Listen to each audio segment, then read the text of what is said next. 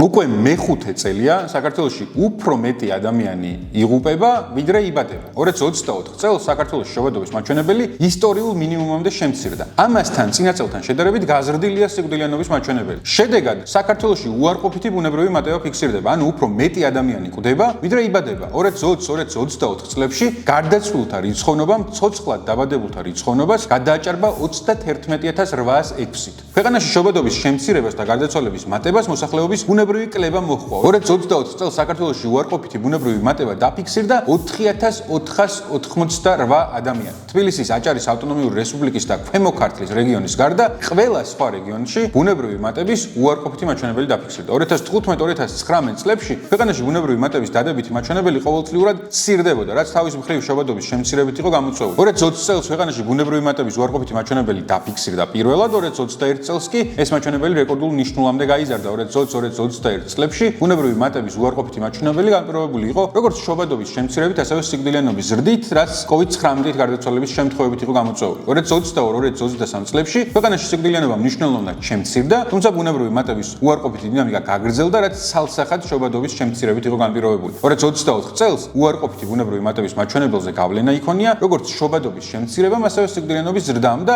საბოლოო ჯამში შედეგად მივიღეთ ის, რომ უკვე მეხუთე წელია საქართველოში ყოველწლიურად უფრო მეტი ადამიანი იღუპება, ვიდრე იბადება.